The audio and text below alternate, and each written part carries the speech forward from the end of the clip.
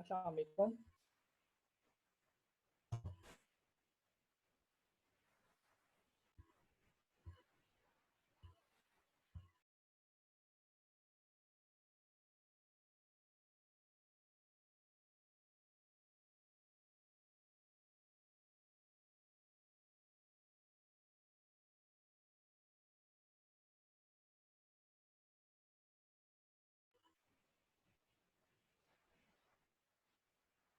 अस्सलाम वालेकुम।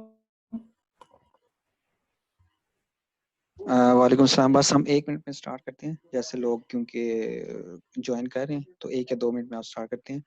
शजीर आप इनको बता दें कि किसी ने सिस्टम रेडी करना है या अगर आपने कुछ और करनी है तो हम फिर स्टार्ट आप कर देना 2 मिनट में। जी सही है, मैं बता।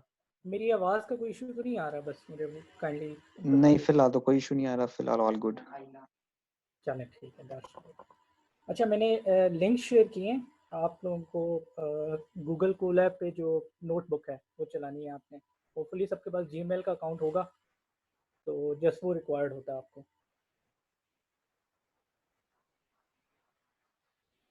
शर्जील भाई, एक तो ठीक चल रहा है, एक में आपकी वो गूगल ड्राइव नजर आ रही है, दूसरे में सिर्फ कोड नजर आ रहा है। वो मतलब कोई ऐसा लॉजिकल स्क्रीन नहीं नजर आ रही, मैं बस बताता सिर्फ हूँ कोड ही कोड है। ओके जी। जो आपके पास फाइल नज़र आ रही है ना ओपन, आपने सॉरी मैं आपको इसको मैं सॉरी मैं ज़रा आपको डिस्टर्ब किया। मैं आपको होस्ट बना देता हूँ, आप स्क्रीन भी शेयर कर लें। जी अच्छा, मैं कर।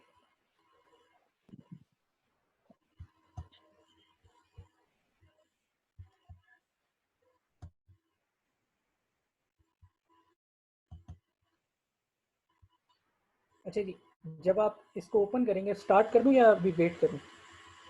असद,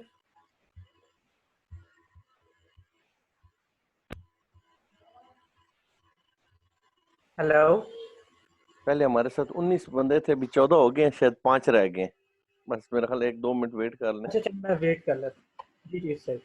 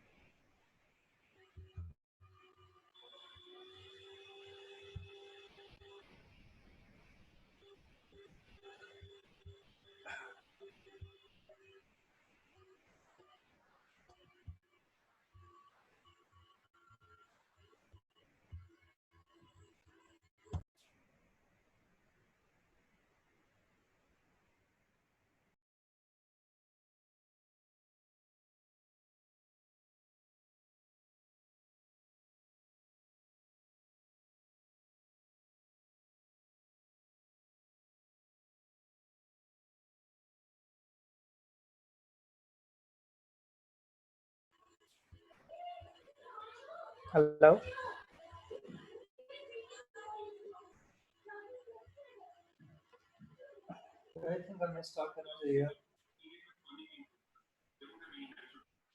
स्टार्ट करूं मैं? जी जी आप स्टार्ट करें, मैं सुना आप स्टार्ट कर रही हैं। जी अच्छा। अच्छा, आप ये जो पाइथन नोटबुक फाइल आ रही होगी, आपने यहाँ पे जस्ट इसको यहाँ पे आपने करना है कनेक्ट मोर एप्स, और यहाँ पे सर्च करके सिंपल कोलैब के नाम से आपके पास ऐप आ जाएगी। तो आपने जैसे इसको डबल क्लिक करना है तो आपके पास जब ऐप ये ऐड हो जाएगी तो आपने ओपन विद कोलैबोरेट कर लेना, सिंपल। इसका फ़ायदा ये है कि गूगल ने ये फ्रीली प्रोवाइड किया हुआ है आपके पास एक तरह का एनवायरनमेंट। तो इसमें आप जीपीयू भी अगर यूज़ करना चाहें, मतलब जाहिर बात है जीपीयू थोड़ा सा एक्सपेंसिव होता है, सबके पास अवेलेबल नहीं होता नॉर्मल सिस्टम में, तो आप यहाँ पे काम कर सकते हो इजीली फ्री जीपीयू के साथ। ये मैंने इसलिए दिया था कि सारे लोग फिर मतलब आपको इन्वायरमेंट को सेटअप नहीं करना पड़ेगा, क्योंकि नॉर्मल तरीका ये होता है कि आपने अपने पास कंप्यूटर में एनाकोंडा या पाइथन का कोई प्रॉपर डिस्ट्रीब्यूशन इंस्टॉल की हो। तो आपके मैंने इंस्टॉल वैसे तो की भी है एनाकोंडा, होपफुली शायद आप लोगों को कुछ को पता हो। एनाकोंडा एक स्पेशल डिस्ट्रीब्यूशन है जो ये डाटा साइंस और मशीन लर्निंग के लोग ज़्यादातर यूज़ करते हैं। इसमें पैकेजेस वगैरह काफ़ी अवेलेबल हैं। तो उसके साथ हम जो यूज़ करते हैं इन्वायरमेंट, ये आपके पास जुपिटर या आई पाइथन इन्वायरमेंट है। तो ये दोनों ऑल्टरनेटली आप यूज़ कर सकते हैं जो आपको ईजी लगे। अच्छा, मैं उसी के ऊपर ही आता हूँ कोलैबोरेटरी की तरफ। अच्छा, मैंने जो अपनी प्रेजेंटेशन थी इसको डिवाइड किया था कुछ हिस्सों में। पहले मैंने स्टार्ट किया था कि ये जो हम जिस इन्वायरमेंट में काम कर रहे हैं इसको जुपिटर या आई पाइथन कहा जाता है। ये ज़्यादातर इसलिए यूज़ होता है कि जो आपके पास नॉर्मल पाइथन है उसके कुछ फीचर्स कम हैं आपके पास। मतलब फॉर एग्जांपल अगर मैं प्रॉपर कोड लिखना चाहूँ तो जो नॉर्मल पाइथन है उसमें सिर्फ पाइथन फाइल्स या इस तरह की चीज़ें होती हैं। इसमें आपके पास एडवांटेज है कि आप टेक्स्ट एक नोटबुक टाइप बना लेते हो, क्योंकि जाहिर सी बात है कोड एक अच्छा लिखना इतना कोई वो नहीं मैटर करता, लेकिन इस तरह का लिखना कि कोई इजीली अंडरस्टैंड कर सके कि आपने क्या लिखा है, ये ज़्यादा मैटर करता है। मतलब आपके पास दुनिया इस चीज़ पे ज़्यादा है कि क्योंकि डीबगिंग असल में बहुत मुश्किल टास्क होता है कि आपके पास कोड में टीम्स चेंज होती रहती हैं। तो इसलिए आई पाइथन और ये जो आपके पास ज़्यादातर यूज़ होता है, इसमें आप कोड कैसे काम करते हो उसके दो यूजली हिस्से होते हैं। एक आपके पास ये सिंपल मार्कडाउन सेल है, इसमें आप टेक्स्ट लिखते हो नॉर्मल। जो दूसरा सेल होता है इसमें आप अपना कोड लिखते हो। फॉर एग्जांपल मैंने लिखा डाटा इज इक्वल टू ये स्क्वायर ब्रैकेट, फॉर एग्जांपल कुछ वैल्यूज़ को जस्ट कंबाइन किया और सिंपल डाटा लिखूँ, प्ले का बटन दबाया, अब मेरे पास ये आउटपुट आ गई 1, 2.5 और ये 7। अच्छा, इसके अंदर और क्या फीचर है, मतलब फॉर एग्जांपल अगर मैं इसको मैं यहाँ प्ले करता हूँ इस कमांड को, ये आउटपुट आ गई। अगर डाटा क्वेश्चन मार्क मैंने लिखा है, ये आपको इसकी डाटा टाइप और ये चीज़ें भी डायरेक्टली बता देगा। ये आपके पास क्या कहते हैं राइट साइड पे नज़र आ रहा होगा कि इसने इसकी डाटा टाइप या कुछ जो इसके फीचर्स हैं क्या क्या है इसके अंदर, ये खुद बता देता है। मतलब ये इसका हेल्पिंग फीचर है। फिर फॉर एग्जांपल आप कोई अगर फंक्शन लिखना चाहते हो, यहाँ पे फंक्शन यूजली लिखा इसलिए जाता है कि आपके पास अगर रिपीटेड चीज़ हो रही है कोड के अंदर, फॉर एग्जांपल मैं स्क्वायर अगर किसी चीज़ का निकालना चाह रहा हूँ, स्क्वायर ऑफ 7 सबको पता है 49 होता है, तो ये आपके पास डायरेक्ट रिजल्ट आ गया। आप स्क्वायर अगर डबल क्वेश्चन मार्क करो तो कोड मैंने ऊपर लिखा हुआ था यहाँ पे, लेकिन इसका फ़ायदा क्या होगा, ये मुझे साथ कोड में भी शायद अगर मैंने काफ़ी ऊपर कहीं लिखा है नोटबुक के अंदर तो ये यहाँ पे साथ डिस्प्ले कर देगा कि वहाँ पे कोड था क्या, मुझे ऊपर जाकर देखने की ज़रूरत नहीं है कि कोड क्या गिवन है। अच्छा, फिर इसके अंदर कुछ जो स्पेशल फीचर्स होते हैं मैजिक कमांड्स, फॉर एग्जांपल ये क्या कहते हैं आपके पास परसेंटेज साइन एंड PWD, अगर मैं ये लिखूँगा तो ये मेरी करंट वर्किंग डायरेक्टरी बता रहा होता है कि मैं कहाँ पे काम कर रहा हूँ। अगर आप यहाँ पे देखें कोलैब के अंदर, ये जो बाय डिफ़ॉल्ट मेरी डायरेक्टरी है ये कंटेंट के नाम से होगी।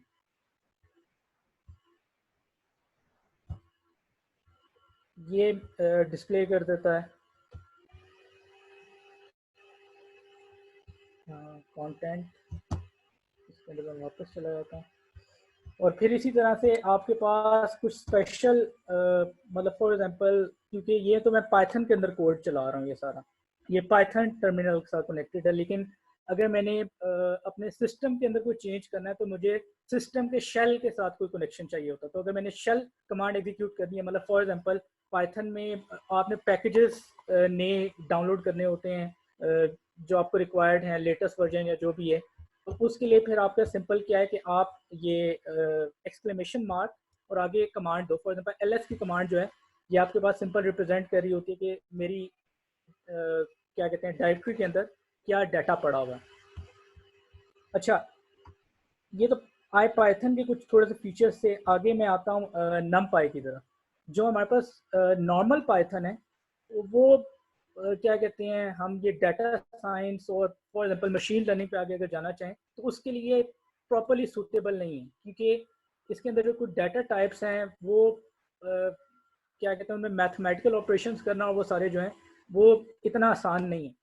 मतलब फॉर एग्जांपल मैं आपको बता दूँ, बेसिक टाइप क्या है आपके पास, स्ट्रिंग्स हैं, बूलियंस हैं, फ्लोटिंग है डाटा आपके पास, या नॉर्मल नंबर्स। और इसमें और सी के लिहाज से फ़र्क ये है कि आपको डाटा टाइप डिक्लेयर नहीं करनी पड़ती, डिफाइन नहीं करनी पड़ती। मतलब सी या जावा में आप साथ डिफाइन करते थे कि भाई इंटीजर आप रख रहे हो, फ्लोट रख रहे हो, स्ट्रिंग रख रहे हो, करैक्टर रख रहे हो। यहाँ पे ऐसा कुछ नहीं करना पड़ता। मतलब यहाँ पे अगर फॉर एग्जांपल मैं x इक्वल टू 3 करता हूँ, तो यहाँ पे अगर मैं दोबारा x इक्वल टू 2 कर दूँ तो वो उसको ऑटोमेटिकली उसकी डाटा टाइप अपडेट कर देगा। यानी हमें डाटा टाइप साथ बतानी नहीं पड़ती, ये खुद आपके लिए असाइन कर देता है। ये नॉर्मल डाटा टाइप है। नॉर्मल डाटा टाइप से मेरा कहने का मतलब है कि जिसमें सिर्फ एक वैल्यू पड़ी हुई है, मल्टीपल वैल्यूज नहीं है। जो दूसरी डाटा टाइप्स होती हैं आपके पास, उनको कंटेनर डाटा टाइप्स कहते हैं। कंटेनर डाटा टाइप्स में मतलब ये होता है कि आपके पास मल्टीपल वैल्यूज आ सकती हैं।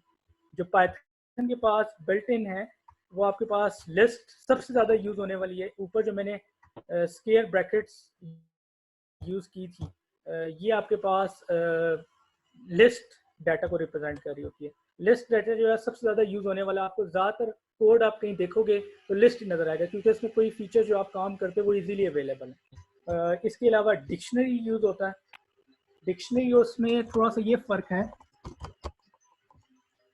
कि आपके पास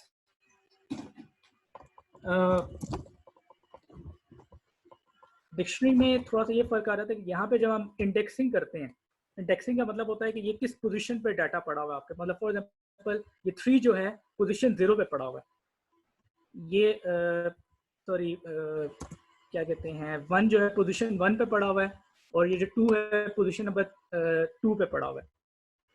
तो उसकी जगह अगर आप चाहते हैं नहीं, आपकी ये जो डाटा वैल्यू है ये 0 पोजीशन की बजाय फॉर एग्जांपल किसी कैट वैल्यू पे पड़ा हुआ है या इस तरह की कोई चीज़ है, तो ये भी डाटा सेट, ये भी आपके पास डाटा टाइप बहुत ज़्यादा यूज़ होती है। जो सेट और टपल है यूज़ होता है वो भी, लेकिन उनका यूसेज अभी मैं थोड़ी देर के लिए उसको इग्नोर कर रहा हूँ, उनकी ज़रूरत नहीं है। लेकिन अब क्वेश्चन ये आता है कि हम नम पाई की तरफ क्यों जा रहे हैं, ये आपके पास न्यूमेरिक पाइथन क्या चीज़ है। असल में ये जो आपके पास डाटा टाइप्स अवेलेबल हैं पाइथन के अंदर, इन पे न्यूमेरिकल ऑपरेशंस करना थोड़ा सा टफ है। कर सकते हैं आप, लेकिन थोड़ा सा स्लो भी होता है, और आपको थोड़ा कोड एडवांस लिखना पड़ेगा। मतलब फॉर एग्जांपल आप अगर यहाँ पे कहीं ऑपरेशन करना चाहो, मैं कहता हूँ यार ये 1 2 3 लिखा हुआ है मेरे पास, मैं इसमें एक नया डाटा ऐड करना चाह रहा हूँ कि भाई मतलब फॉर एग्जांपल पोजीशन 1 पे 2 ऐड हो जाए, पोजीशन 2 पे सॉरी पोजीशन 1 के ऊपर आपके पास 5 ऐड हो जाए, और पोजीशन 2 के ऊपर 9 ऐड हो जाए, वैल्यूज ऐड हो जाए। अगर मैं ये काम यहाँ पे करूँगा, फॉर एग्जांपल मैं इसको रन करता हूँ पहले, तो इंपोर्ट कमांड सिंपली क्या कर रही है कि कॉल कर रही है तो ये कि आपके पास ये आपके कोड में फंक्शंस आप यूज़ कर सको। बाय डिफ़ॉल्ट ये इनेबल नहीं होता, ये आपने इनेबल किया एक तरह से। इंपोर्ट कमांड का ये मतलब है, अगर आप सी या बाकी कमांड्स करते हो तो उसमें इंक्लूड की जिस तरह से लाइब्रेरी होती है, लाइब्रेरीज को कॉल किया जाता है। अगर मैं ये कमांड लिखूं, अगर आप देखें ये लिस्ट डाटा 1 2 3 और 2 5 9 अगर मैंने लिखा है, तो इसने क्या किया है, इन वैल्यूज़ को आगे इसलिए हम यूज़ करते हैं कॉनकैटिनेट कर दिए। यानी मतलब फॉर एग्जांपल सिर्फ 3 वैल्यूज़ थी अगर, तो वो अब 6 वैल्यूज़ बन गई हैं। उसी की जगह अगर मैंने सिंपल कमांड है इसके लिए np.array, जो भी आपने डाटा लिखा है उसके आप फंक्शन कॉल कर लो सिंपली np.array के नाम से, तो वो उसकी डाटा टाइप चेंज हो जाती है numpy array। तो अगर मैंने वही काम यहाँ पे किया तो अब क्या हो रहा है, जैसे मैं चाह रहा था कि वो एडिशन हो जाए, 1 के अंदर 2 ऐड हो गया है, 2 के अंदर 5 ऐड हो गया है, 3 के अंदर 9 ऐड हो गया है। तो ये थोड़ा सा फ़र्क है। अच्छा, और इसमें मेजर फ़र्क क्या आता है, अगर आप यहाँ नीचे देखो, अगेन ये चीज़ मैंने थोड़ी सी इसलिए ऐड की थी कि आगे अगर मशीन लर्निंग या उनकी अगर हम बात करें तो मैट्रिक्स ऑपरेशन ये चीज़ें हमें करनी पड़ती हैं।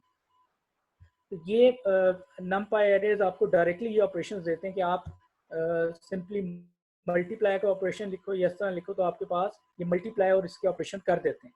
एलिमेंट वाइज का मतलब ये होता है कि 1 जो है 2 के साथ मल्टीप्लाई हो रहा है, ये वाला 1 0 के साथ हो रहा है, और जबकि ये जो दूसरी मैट्रिक्स मल्टीप्लिकेशन है ये हम बेसिक लीनियर अलजेब्रा वगैरह जो उसमें पढ़ते हैं, ये वो वाली मल्टीप्लिकेशन है कि आपकी पहली रो उठाई और कॉलम से मल्टीप्लाई किया व्हाटएवर।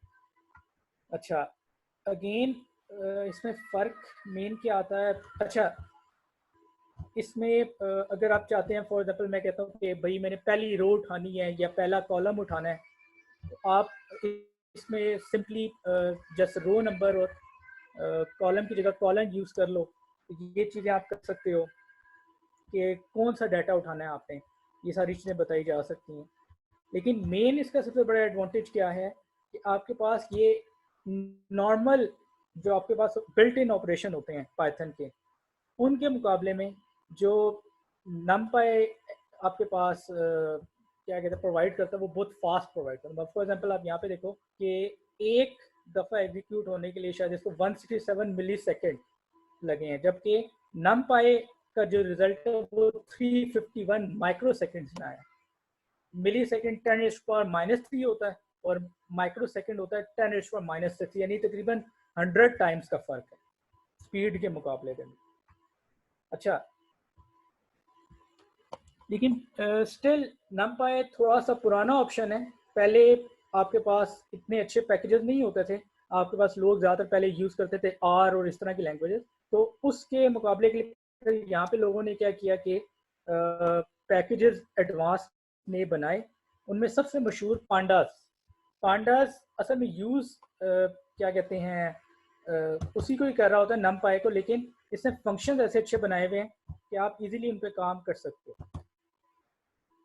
अच्छा,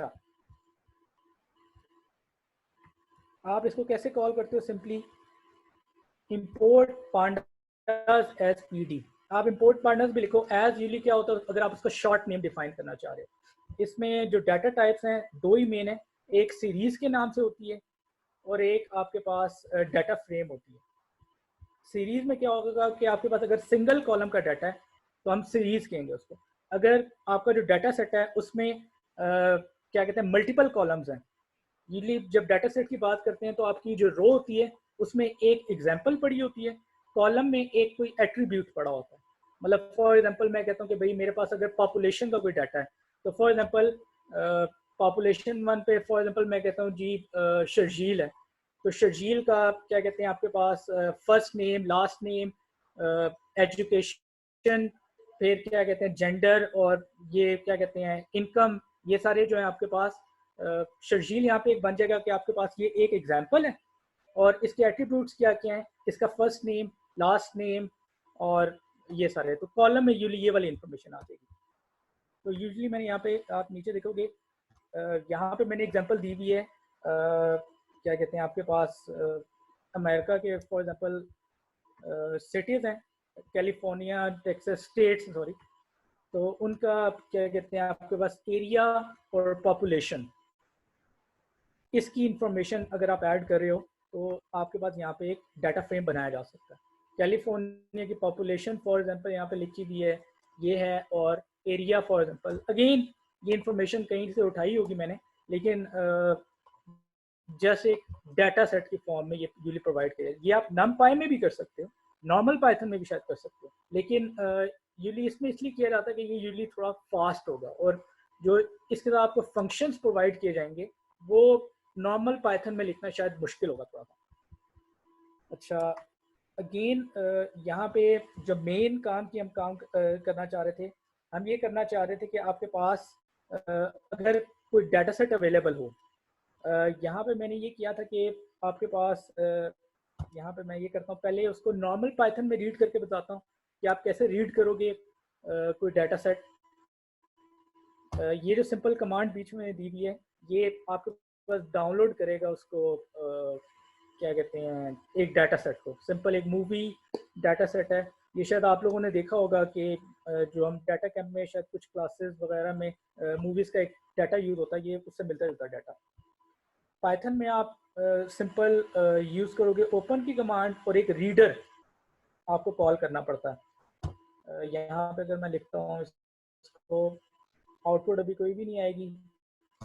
अच्छा, पहली लाइन मुझे पता है कि आपके पास क्या कहते हैं यहाँ पे हेडर्स अवेलेबल हैं, यानी वो ये बता रहा है पहली लाइन के अंदर के जो इस कॉलम में डाटा पड़ा वो है क्या, रैंक है, टाइटल है, उसका जेनरा है, मूवी की डिस्क्रिप्शन है, डायरेक्टर कौन है, एक्टर्स कौन कौन है उसके अंदर, ये पहली लाइन के अंदर इंफॉर्मेशन थी। तो मैंने उसको अलग से कॉल किया और बाकी फिर मैं क्या करता हूँ कि लाइन बाय लाइन अगर कॉल करूँगा तो आपके पास मतलब फॉर एग्जाम्पल ये पहली मूवी आ गई, ये दूसरे कॉलम पे क्या पड़ा हुआ था, मैं ये भी करता हूँ कि साथ ओपन भी करके दिखा देता हूँ तो डाटा यहाँ पे क्या पड़ा हुआ था।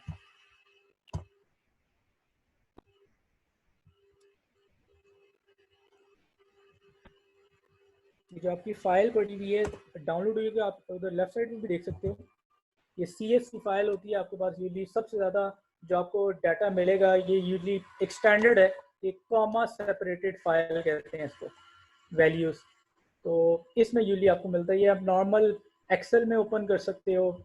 यहाँ पे मैं देखता हूँ शायद डायरेक्ट यहाँ से भी ओपन हो जाएगा, लेट्स सी।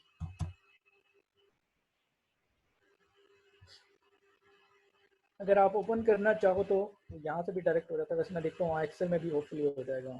अच्छा, फॉर एग्जाम्पल आपने भी देखा कि पहला जो वैल्यू आई थी यहाँ पे guardian of the Galaxy, second value पे प्रोमीथियस पड़ा हुआ है। अगर मैं तीसरी दफ़ा रन करूँगा तो तीसरी पे जो वैल्यू पड़ी है वो चीज़ आ जाएगी। अच्छा, तो स्प्लिट या जो भी है,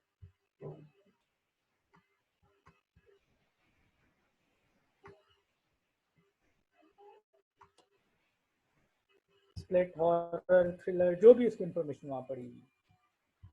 अच्छा, और फिर आप क्या करते हो जब ये वैल्यू वगैरह रीड कर लेते हो तो आपको लास्ट में ये करना होता है, फाइल आपने चूंकि ओपन की है अब उसको क्लोज भी किया जाए, यहाँ पे फिर आप लास्ट में ऑपरेशन करते हो, क्लोज कर देते हो। अब मैं ऊपर वाली कमांड अगर दोबारा रन करना चाहूँगा, चूंकि मैंने क्लोज कर दिया है, टेक्निकली उसको रन नहीं होना चाहिए, वो रन नहीं होगी। और इस सारे के लिए फिर आप क्या करते हो, मतलब ये तो मैंने जस्ट अलग अलग लाइन में उसको रन करके दिखाया। इसके लिए यूजली जो प्रोसेस बनाया जाता है उसको मैंने एक सेल के अंदर यहाँ कंप्लीट लिखा है कि आप ओपन करते हो फाइल को, अगेन वो रीडर कॉल कर रहे हो, फिर उसमें से डाटा जो है आप उसको फॉर एग्जांपल मैं numpy array में सेव कर सकता हूँ। बाय डिफ़ॉल्ट उसको मैंने लिस्ट को 0 किया हुआ है। बाकी अपेंड का फंक्शन बिल्ट इन होता है कि आपके पास अगर एम्प्टी लिस्ट है तो अपेंड क्या करता है, उसमें वैल्यू ऐड करता जाता है। इसको अगर मैं रन करूँगा यही वाली कमांड दोबारा नज़र आ जाएगी। मैं ये करता हूँ कि फॉर एग्जांपल सिर्फ एक वैल्यू डिस्प्ले करके दिखा देता हूँ। अगर मैं कहता हूँ कि मुझे पता चले कि दूसरे नंबर पे क्या डाटा पड़ा हुआ था, दूसरे नंबर का मतलब है कि ये 0 इंडेक्सिंग है तो मैंने 0 से मेमोरी स्टार्ट करनी है, ये थोड़ा सा आपने याद रखना है। तो दूसरी पोजीशन पे जो डाटा पड़ा हुआ है वो आपके पास यहाँ पे आ जाएगा। अच्छा, पहली पोजीशन पे ऑलरेडी वो हेडर था तो इसलिए ये 1 वाला डाटा आया, लेकिन स्टिल आप यहाँ पे देख सकते हो कि आपके पास यहाँ पे एक तरीका ये है कि आप ये सिंपली ये काम कर सकते हो।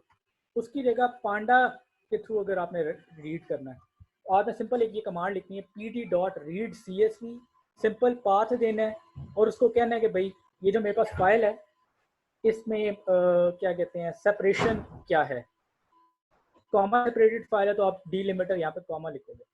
इसको सिंपल मैं यहाँ पे रन करता हूँ।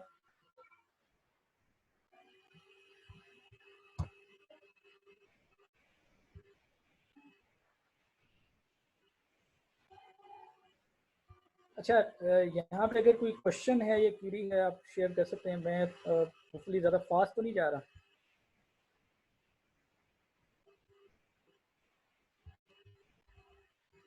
अभी तक तो बहुत जबरदस्त समझ आ रहा। अच्छा, चलो ठीक है, थैंक यू। अच्छा, अगर कोई इशू काइंडली मुझे बताइएगा प्लीज़, टेक्स्ट करके। एक मिनट मैं यहाँ कमांड रीड कर दूँ। मैंने कहीं यहाँ पांडास की शायद कमांड रन नहीं की, इसको मैं रीड कर, अगर ये एरर आया इसका मतलब ये है कि सिंपल मैंने पांडास वाली इंपोर्ट कमांड दोबारा रन नहीं की थी, तो रन कर दी, सेव हो गया। सिंपल कमांड यहाँ पे अब मैं दोबारा रन करूँगा तो ये आपके पास रीड हो गया, एरर कोई नहीं आया, तो इसका मतलब है ठीक चल गया। यहाँ पे मैं अगला पार्ट में कहता हूँ कि टाइप उसकी बता दे क्या है। अब बाय डिफ़ॉल्ट चूँकि मुझे पता था कि मल्टीपल कॉलम का डाटा है, तो मल्टीपल कॉलम का डाटा के लिए आपके पास पांडास बाय डिफ़ॉल्ट उसको डाटा फ्रेम में रखता है। मैंने शुरू में बताया अगर सिर्फ एक कॉलम का डाटा होता वो सीरीज़ में रखता उसको, और मूवीज डॉट हेड यूजली ये बताता है कि भाई पहली 5 वैल्यूज उसकी रिप्रेजेंट कर दो। यहाँ पे अगर आप देखें तो इसने कुछ थोड़ा सा बेहतर फॉर्म में, अगेन डाटा वही है जो ऊपर यहाँ पे हमने यहाँ फाइंड किया, ये देखें अगर आप one guardian of the Galaxy है वो सारा कुछ, लेकिन इसकी थोड़ी सी प्रेजेंटेशन बेहतर होती है उसके मुकाबले में। बीच में ये भी नमपाई यूज़ कर रहा है, लेकिन फंक्शन थोड़े इसके एडवांस बने हुए हैं, ये थोड़ा सा एडवांटेज होता है। इसी की जगह अगर आप टेल की कमांड यूज़ करें तो लास्ट 5 एंट्रीज आपके पास ये रिप्रेजेंट कर देगा। अच्छा, मैंने 2 वेरिएबल्स डिक्लेयर किए हैं, एक चीज़ मैं पहले क्लियर कर दूं, एक को मैंने मूवीज़ का नाम दिया है, एक को मूवीज़ टी। अच्छा, इसमें जो मैंने फ़र्क किया है, अगर आप कोई इंडेक्स कॉलम उसको नहीं देते तो बाय डिफ़ॉल्ट वो ये समझता है कि 0 रो 1 रो 2 रो इस तरह करके आपके पास इंडेक्सिंग करेगा। लेकिन अगर मैं उसको कहूँगा कि भाई नहीं, आप जो मैंने ये कॉलम प्रोवाइड किया इनमें से किसी एक कॉलम को इंडेक्स कर लो, तो फिर क्या करेगा, आपकी जो इंडेक्सिंग अगर आप देखें मूवीज़ टी की,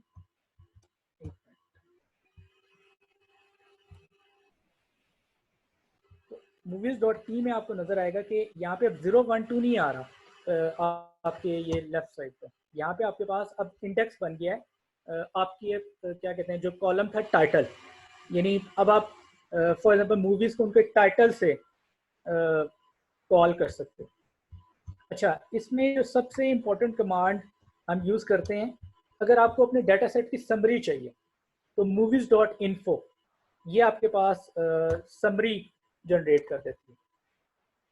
मूवीज हमारा वो जो ऑब्जेक्ट था हमने जिसमें डाटा सेव किया, तो मूवीज डॉट इन्फो किया तो उसमें नल वैल्यूज़ कितनी हैं, ये नॉन नल वैल्यूज़ कितनी, नल वैल्यूज़ होती हैं जो मिसिंग वैल्यूज़ है, यानी वहाँ पे कुछ अवेलेबल नहीं है किसी वजह से। तो यहाँ पे नज़र आ रहा है कि कुछ कॉलम्स में आपके पास, वैसे तो ये नज़र आ रहा है कि टोटल 100 रोज हैं आपके पास, यानी 100 वैल्यूज़ होंगी, सॉरी 1000, और आपके पास इनमें से ये जो आखिरी 2 कॉलम्स हैं मेटा स्कोर के और रेवेन्यू के, इनमें कुछ वैल्यूज़ जो हैं वो आपके पास करप्ट हुई है। अच्छा, इसी की जगह अगर मैं चाहता हूँ कि भाई ये तो समरी थोड़ी सी बेसिक वाली है, मुझे हम लोग, अगर आपको याद हो कि हमने जो पहले स्टैटिस्टिक्स थोड़े से पढ़े थे तो उसमें हम कहीं पढ़ते हैं कि भाई मीन, डाटा का मीन क्या है, स्टैंडर्ड डेविएशन क्या है, तो डाटा सेट की अगर आपको इस तरह की इंफॉर्मेशन चाहिए उसको हम कहते हैं कि क्वांटिटेटिव फीचर्स की इंफॉर्मेशन। तो उसके लिए सिंपल सा फंक्शन है आपके पास डिस्क्राइब के नाम से, प्ले का बटन दबाएं, आपके पास जितने भी क्वांटिटेटिव फीचर्स हैं उनका count, mean, standard deviation, minimum value क्या है वहाँ पे कॉलम वाइज ये आपके पास रिप्रेजेंट हो जाएगी। ड्यूटी इसलिए ज़रूरी होते हैं ये चीज़ों का पता होना कि कल को आपने जब अपना मशीन लर्निंग या इनके मॉडल बनाने हैं कौन से वाला मॉडल इन पे लगना चाहिए, वो इस डाटा की इंफॉर्मेशन से पता चलता है, वैसे आपको पता नहीं चलता।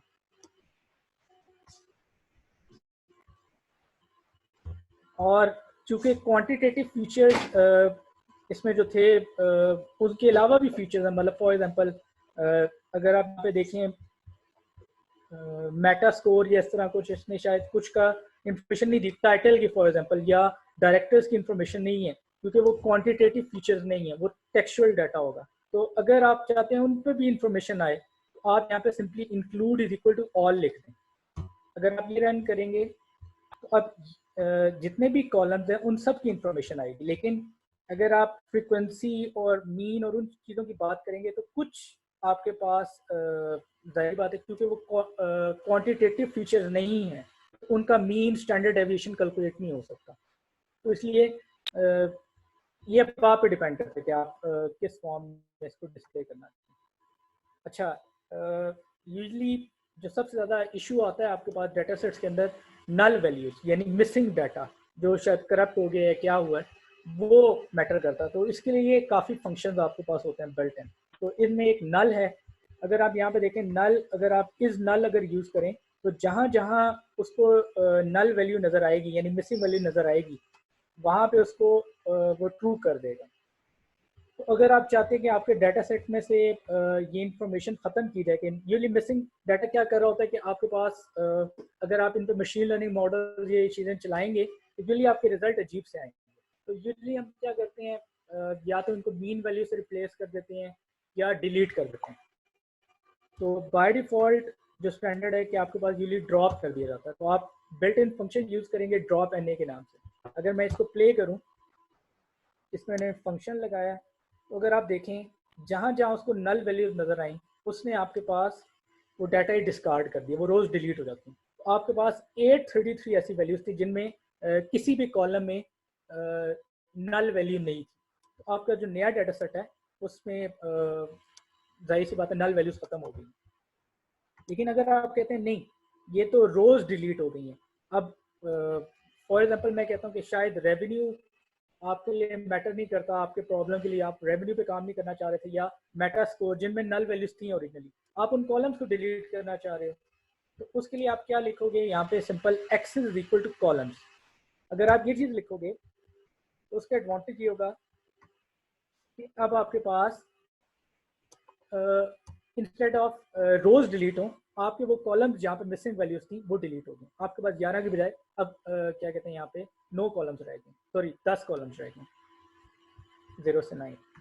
अच्छा, फॉर एग्जाम्पल अगर आप डाटा सेट में अगर याद करें, यहाँ पे मैंने ओपन किया था, कॉलम्स के नाम उससे एज इट इज उठा लिए, मैंने इनको नहीं चेंज किया। जनरल अगर नाम है, टाइटल है, रैंक है, डिस्क्रिप्शन है, वो एज इट इज यहाँ पे डिफाइंड थे, उसने एज इट इज उठा लिए।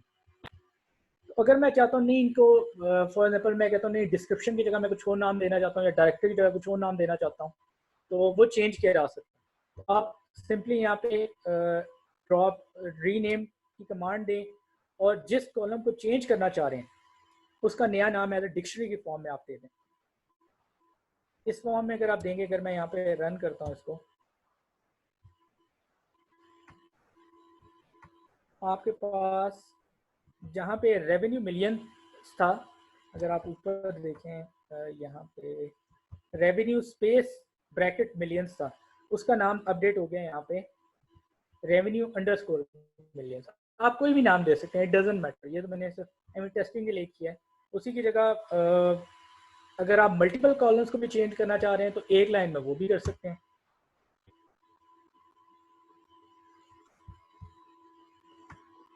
तो यहाँ पे अब 2 कॉलम्स को मैंने अपडेट कर दिया है। फॉर एग्जांपल मेटा स्कोर की जगह स्कोर आ गया है और रन टाइम मिनट्स की जगह रन टाइम अंडरस्कोर मिनट्स आ गया। तो आप ये सारी चीज़ें चेंजेस कर सकते हैं जिस तरह भी आपको डाटा सेट में जो भी काम करें। अच्छा, इसमें डाटा एक्सट्रैक्शन कैसे की जाती है? अगर आप बाय कॉलम एक्सट्रैक्शन करना चाहते हैं, भाई मैं कहता हूँ कि मेरा ये जो सारा डाटा सेट है इसमें से मुझे सिर्फ फॉर एग्जांपल जनरा चाहिए मूवी का और रेटिंग चाहिए, बाकी मे भी मुझे अपने मॉडल के लिए अभी नहीं चाहिए। तो अगर मैं सिर्फ उन कॉलम्स को एक्सट्रैक्ट करना चाहता हूँ तो आप मूवीज़ और आगे डबल स्क्वायर ब्रैकेट्स में उन कॉलम्स का नाम लिख देते हैं।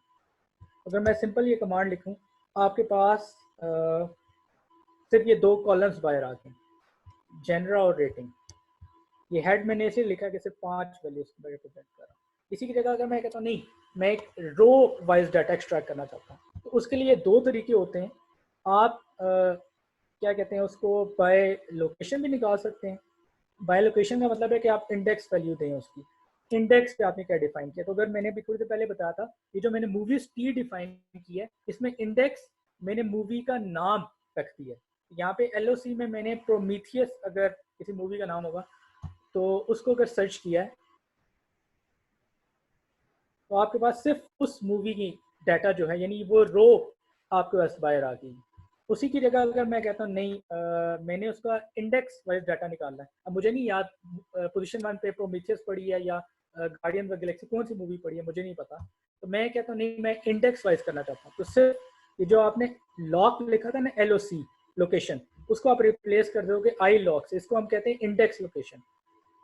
तो इसको अगर मैं प्ले करूँगा अगेन, फर्स्ट पोजीशन पे आपके पास, अगर आप यहाँ पे देखें अगेन मूवी कौन सी पड़ी है, प्रोमीथियस पड़ी हुई है। तो आप इंडेक्स वाइज भी डाटा एक्सट्रैक्ट कर सकते हो। अच्छा, एक छोटी सी एग्जांपल यहाँ पे मैंने दी हुई है, ये थोड़ी सी ये भी मुश्किल होगी, एक सेकेंड।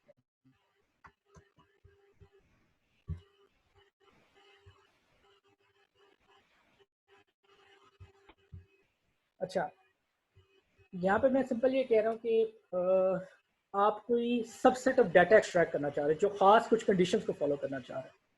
तो यूजुअली इसमें इस तरह की कमांड यूज़ की जाती है कि आपके पास ये स्क्वायर ब्रैकेट लगाई जाती है और स्क्वायर ब्रैकेट के अंदर फिर आपके पास सारी कंडीशंस लिखी जाती है। मतलब फॉर एग्जांपल वो वाली मूवीज़ एक्सट्रैक्ट की जाएं जो फॉर एग्जांपल रिप्रेजेंट हो रही हैं कि आपके पास जिनका ईयर 2005 से 2010 के बीच में है, जिनकी रेटिंग 8.0 है और जिनका रेवेन्यू जो है ख़ास लेवल से ज़्यादा है, सॉरी लेवल से कम है।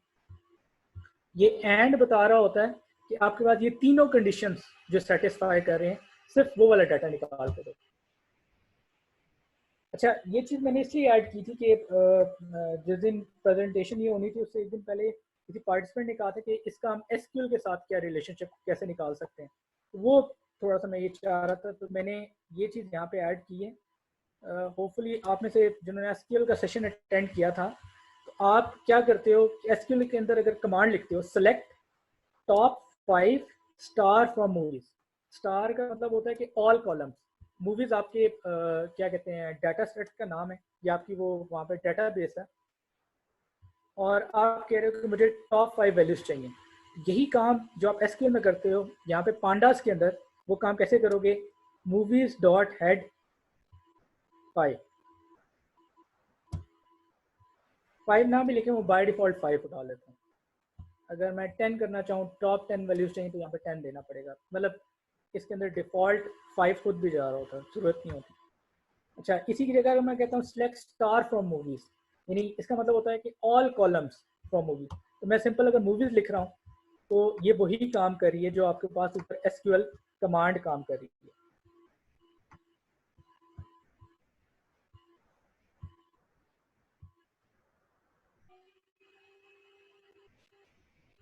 अच्छा, इसी की जगह अगर मैं कहता हूँ नहीं, एक ख़ास कॉलम एक्सट्रैक्ट करना है, ये भी हमने थोड़ी देर पहले देखा, मूवीज़ अगर टाइटल लिख दिया जाए सिंपल, आपके पास सिर्फ एक कॉलम का रिजल्ट आएगा, और यही चीज़ आपके पास SQL में भी यही आउटपुट्स आ रही थी इसी तरह से। इसी की जगह अगर मैं कहता हूँ नहीं, 2 कॉलम्स एक्सट्रैक्ट करने हैं, तो मूवीज़ टाइटल और जेनरा आप यहाँ पे लिखें, तो 2 कॉलम्स एक्सट्रैक्ट हो गए। मैं रन करके दिखा देता हूँ।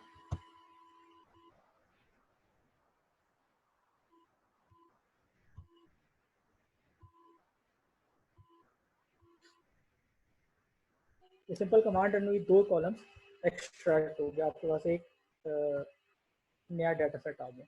इसी तरह अगर आप कहते हैं नहीं, अब मैं कंडीशन लगाना चाह रहा हूँ, select star for movies where year is equal to 2014, कि आप कह रहे हैं वो मूवी सिर्फ सेलेक्ट करो जिनमें ईयर जो है 2014 है। तो अगर मैं ये सिंपल कमांड रन करूँ,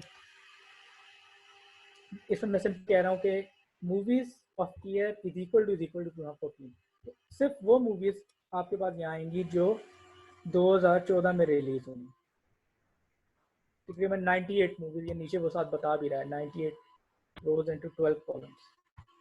इसी तरह अगर मैं कहता हूँ नहीं, अब एक कंडीशन के बजाय 2 कंडीशन आ गई हैं, तो सिंपल आप बीच में एंड लगा दो। एंड का मतलब है दोनों कंडीशंस को सेटिस्फाई करना चाहिए। तो वो मूवीज जो 2014 में आई थी और उनकी रेटिंग 8 से ज़्यादा होनी चाहिए, तो आप यहाँ पे देखेंगे सिर्फ वो मूवीज आई हैं जिनकी रेटिंग 8.1 से सॉरी 8 से ग्रेटर है। और ये जाहिर बात है जो पहले डाटा है उसके मुकाबले में कम ही होगा, मेरा ख्याल है ये 5-6 वैल्यूज हैं। इसी तरह अगर आप चाहते हैं नहीं, कि भाई जो दोनों कंडीशंस को फॉलो कर रहा हूँ, सॉरी दोनों में से किसी एक को फॉलो कर रहा हूँ, या तो 2014 में मूवी रिलीज हुई है या उसकी रेटिंग 8 से ज़्यादा है, तो इसमें फिर आपको डाटा ज़्यादा हो जाएगा कि ओरिजिनली आपने देखा था 98 वैल्यूज़ थी वहाँ पे, तो 147 हो गई। यहाँ पे वो डाटा आ गया जो या तो 2014 में रिलीज़ हुआ है या उसकी रेटिंग जो है 8 से ज़्यादा। तो वही सारा काम जो आप एसक्यूएल में कर रहे थे वो सारा काम यहाँ पांडास के अंदर कर रहे होते हैं, उसी तरह से फंक्शन उसी से मिलते जुलते हैं। इसी तरह select star for movies where year is null, built in function is null. तो ऐसा अगर मैं ये कमांड रन करता हूँ मूवीज में डाटा सेट में कहीं पे क्या ईयर नल है, तो आउटपुट में कुछ भी नहीं आया। तो हमने शुरू में देखा था कि ईयर तो ठीक कॉलम था आपके पास, ये शायद रेवेन्यू की अगर मैं बात करूं तो उसके अंदर इशू था या मेटा स्कोर के अंदर इशू था कि वहाँ पे नल वैल्यूज थी, ईयर के अंदर कोई नल वैल्यू नहीं थी। अगर आप नॉट नल फाइंड करना चाह रहे हैं तो ये आपके पास सिंपल इज नल की जगह नॉट नल लिखा। और थोड़ा सा कॉलम और इनका ये फ़ायदा भी होता है कि आप फंक्शन के ऊपर यहाँ पे अगर मूव करें तो ये बता भी देता है कि भाई ये कर क्या रहा है, आपके पास इसकी हेल्प खुद भी आ जाती है, detect existing non missing values. ये जो हम एसक्यूएल में काम कर रहे हैं वो सारा काम हम यहाँ पाइथन के अंदर कर सकते हैं यूजिंग पांडास। अच्छा, अगेन जाहिर सी बात है, जब हम ये सारा डाटा तो आपने देख लिया, जब हम मशीन लर्निंग और आगे उन पर काम करते हैं तो इशू ये आता है कि आपके पास जब तक वो डाटा की सही इंफॉर्मेशन ना हो ना, आप अच्छा मॉडल इम्प्लीमेंट नहीं कर सकते। मतलब फॉर एग्जांपल कहने का मतलब है कि भाई आपने दरख्त काटना है तो आप छुरी के थ्रू दरख्त नहीं काट सकते, टूल आपके पास अवेलेबल है, कुल्हाड़ी या आरी के थ्रू करोगे। इसी तरह अगर आपका डाटा किसी खास फॉर्म का है तो शायद उस पर मे बी न्यूरल नेटवर्क्स लग सकते हैं या सपोर्ट वेक्टर मशीन लग सकती है, लेकिन हो सकता है शायद नॉर्मल परसेप्ट्रॉन ना लग सकता हो, शायद इस तरह के इश्यूज आ जाते हैं। तो ये आपको डाटा के थ्रू फाइंड करना पड़ता है, लेकिन सबको डाटा की अंडरस्टैंडिंग इतनी आसान नहीं होती। मशीन्स के लिए इन नंबर्स के साथ खेलना कोई मुश्किल काम नहीं है, लेकिन हम ह्यूमंस की नेचर नहीं है कि हम नंबर्स को इतना अंडरस्टैंड करें क्या हो रहा है। तो उसके लिए फिर हम क्या करते हैं, विजुअलाइजेशन डेवलप करते हैं। विजुअलाइजेशन क्या होती है, सिंपल आप समझ लें, ग्राफ्स बना रहे हो आप। ग्राफ्स का क्या फ़ायदा होता है कि आपके पास डाटा की जो इन्फॉर्मेशन, ये नंबर्स जो ढेर सारे लिखे हुए हैं, उसकी इंफॉर्मेशन आपको एक छोटी से ग्राफ के अंदर आपको इजीली अवेलेबल होती है। आपको पता होता है अच्छा ये लीनियर डाटा है, ये नॉन लीनियर डाटा है, इस पर मैं क्या कर सकता हूँ। लीनियर डाटा होगा आपका जो इजीली जिस पे आसान मॉडल लगेगा, नॉन लीनियर पे मुश्किल काम आपको करना पड़ेगा थोड़ा सा। तो विजुअलाइजेशन के लिए जो आपका लाइब्रेरी होती है उसमें सबसे मशहूर है ये मैटप्लॉटलिब। मैटप्लॉटलिब ये असल में थोड़ी स्टैंडर्ड डिफाइन हुई थी उसी से। आप लोगों में शायद किसी ने मैटलैब का नाम सुना हो, अब तो थोड़ा सा कम यूज़ होता है, लेकिन पहले बहुत ज़्यादा यूज़ होता है। मैंने खुद जब बेसिक अपनी प्रोग्रामिंग सीखी है मैटलैब पे ज़्यादा सीखी है। तो उसके कुछ फीचर्स जो हैं वो यहाँ पे यूज़ होते हैं कि आपके पास ये मैटप्लॉटलिब जो है, थोड़ा सा नाम उन्होंने उधर से निकाला हुआ है। तो ये सिंपल सी कमांड क्या करती है कि आपके पास प्लॉट डॉट प्लॉट, तो एक साइन ग्राफ मैंने यहाँ पे फॉर एग्जाम्पल डिस्प्ले कर दिया।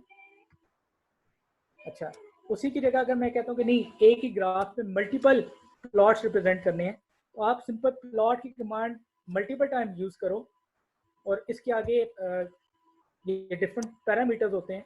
आप चेंज करना चाहो, कलर उसका येलो करना है या रेड करना है या वो डॉटेड आपके पास नज़र आना चाहिए, तो आप यहाँ पे पैरामीटर थोड़े से चेंज कर देते हो। यहाँ पे देखें बाय डिफॉल्ट लाइन जो रिप्रेजेंट हुई है वो आपके पास ब्लू कलर में है, मैंने बाकी -y लिखा है तो वो आपके पास येलो में रिप्रेजेंट हो रही है। अगर ये डॉट रिप्रेजेंट किया है तो आपका जो रेड लाइन है वो डॉट के साथ रिप्रेजेंट हो रही है। तो एक ही में आप मल्टीपल प्लॉट्स भी कर सकते हो, या एक हम नई चीज़ कहते हैं इसको हम सब प्लॉटिंग कहते हैं कि आपके पास एक ही फिगर में 3 अलग अलग ग्राफ्स आ गए। अच्छा, अब आप लोग कह रहे होंगे कि ये तो अभी डाटा सेट के साथ क्या इसका डायरेक्ट ताल्लुक है। ये तो बेसिक प्लॉट मैंने रिप्रेजेंट किया था कि लाइन प्लॉट आपके पास यूजली सबसे ज़्यादा यूज़ होता है। अच्छा, अगर मैं देखना चाहूँ कि मेरा ये जो मूवीज़ डाटा सेट उसमें रन टाइम्स पर मिनट डाटा है किस फॉर्म में, तो ये मुझे नज़र आ रहा है कि मेरे पास जो मूवीज़ हैं वो नज़र आ रही है 120 या मे बी जो सबसे कम है शायद 70 मिनट्स की है, और जो सबसे ज़्यादा इंफॉर्मेशन है वो तकरीबन 200 के पास जा रही है, शायद 190 मिनट्स की मूवी है। लेकिन लाइन प्लॉट सिर्फ उस टाइम आपके लिए बेहतर होता है जब आपका डाटा के अंदर वाकई कोई लीनियरिटी हो। इसी की जगह अगर मैं ये करता हूँ कि दो चीज़ों को आपस में अगर रिलेशनशिप देखना चाहूँ कि आपके पास वाई एक्सिस में फॉर एग्जांपल आ जाए कि मूवी का रेवेन्यू क्या है, और एक्स एक्सिस पे आ जाए कि रन, यानी मैं कहता हूँ कि मूवी की लेंथ और उसके रेवेन्यू का कोई आपस में ताल्लुक है, तो अगर मैं लाइन प्लॉट बनाता हूँ तो ये कोई अजीब सा आपके पास आएगा। आप सोचोगे पता नहीं ये क्या चीज़ आ रही है, तो कोई समझ नहीं आ रहा क्या चीज़ है। अच्छा, मैं इस पर आगे आता हूँ। इसी की जगह अगर मैं कहता हूँ नहीं, अब मैं रेटिंग और रेवेन्यू का आपस में रिलेशन निकालूं तो लाइन प्लॉट अजीब से ही आएगा इसी तरह। तो लाइन प्लॉट सिर्फ अगर आपके पास लीनियरिटी है डाटा के अंदर, लीनियरिटी का मतलब है कि कोई आपस में, मतलब फॉर एग्जांपल एक चीज़ इंक्रीज होती है तो दूसरी भी इंक्रीज हो रही है, या एक चीज़ डिक्रीज हो रही है तो दूसरी चीज़ भी डिक्रीज हो रही है, तब सही प्लॉट देगा। अदरवाइज वो इस तरह का अजीब सा प्लॉट देगा। तो उसकी जगह फिर हम यूजली यूज़ करते हैं स्कैटर प्लॉट। आप सिंपल प्लॉट डॉट प्लॉट की जगह अगर स्कैटर लिख दें, अब वो जो डाटा था, वो जो लाइन आपस में कनेक्ट हो रही थी, असल में क्या होता है, लाइन प्लॉट डॉट्स को आपस में कनेक्ट करता है। तो स्कैटर क्या करता है, उसको नॉर्मल एक डाटा सेट के फॉर्म में इस तरह से रिप्रेजेंट करता है, डाटा पॉइंट्स की तरह। तो ये आपका वही डाटा सेट जो ऊपर मैंने डिस्कस किया, डाटा पॉइंट्स के फॉर्म में आ गया। उसी को अगर मैं नीचे देखूँ, वो जो लाइन आपस में कनेक्ट हो रही थी, ये आपके इस फॉर्म में आ गई। तो यहाँ से मुझे एक चीज़ नजर आ रही है कि डाटा सेट जो है मेरे पास लीनियर नहीं है। अच्छा, अगेन मैट प्लॉट लिब जो है, ये भी अब थोड़ा सा नमपाई की तरह पुराना पैकेज है। उसकी जगह अगर आपको याद हो बॉक्स प्लॉट वगैरह अगर आप करना चाहें, बॉक्स प्लॉट क्या करता है कि आपके पास स्टैंडर्ड डेविएशन और मीन और इन सारी चीज़ों को अच्छी तरह से एक रिप्रेजेंट कर देता है। तो रेटिंग यहाँ पे अगर मैं देखूँ, इसका मीन नज़र आ रहा है कि 7 से थोड़ा सा कम है। ये आप डायरेक्टली प्लॉट कर सकते हो, लेकिन इसकी जगह हम यूज़ करते हैं आपका आजकल जो एडवांस पैकेज है सीबॉर्न। ये है मैट प्लॉट लिब ही यूज़ कर रहा होता है बैकएंड पर, लेकिन इसने अपना पैरामीटर, इसने फंक्शन थोड़े इतने आसान कर दिए।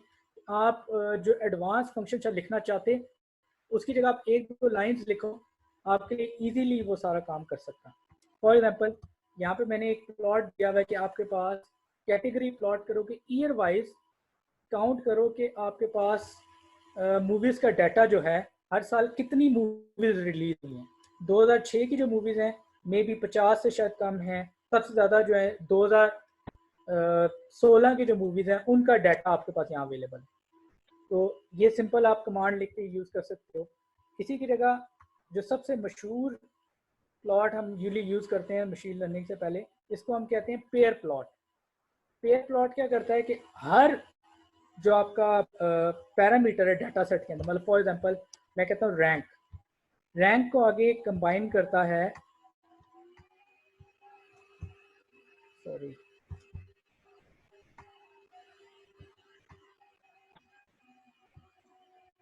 फॉर एग्जांपल सेकंड वैल्यू यहाँ पे क्या थी, रैंक का ईयर के साथ क्या रिलेशनशिप है, फिर ईयर का क्या रैंक के साथ क्या रिलेशनशिप है। ये पेयर प्लॉट से भी कर रहा होता है कि आपके पास सारे पैरामीटर्स का, क्योंकि ये सारे जो प्लॉट्स होते हैं 2D प्लॉट्स होते हैं। अब डाटा सेट जो है आपके पास, उसमें तो तकरीबन 12 कॉलम्स अवेलेबल थे, तो सब कॉलम्स का आपस में रिलेशनशिप क्या है, ये आपको पेयर प्लॉट प्रोवाइड कर रहा होता है।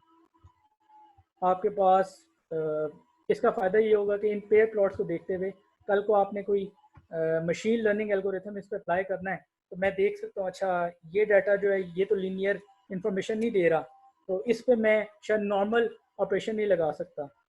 मे बी शायद ये डाटा सेट थोड़ा सा लीनियर है, शायद इस पर मैं थोड़ा सा आसान कोई फंक्शन लगा सकता हूँ। तो ये थोड़े से इसके एडवांटेज हैं। तो ये प्रेजेंटेशन का पार्ट था। अगर कोई क्वेश्चन है तो काइंडली मेरे से पूछ लें।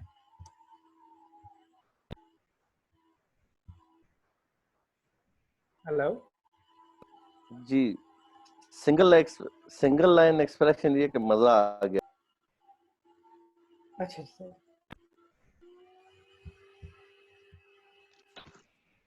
जी किसी के सॉरी क्वेश्चंस आवाज़ जरा हैं सी तो कट गई थी मुझे। जी किसी के क्वेश्चंस हैं तो वो काइंडली कर लें।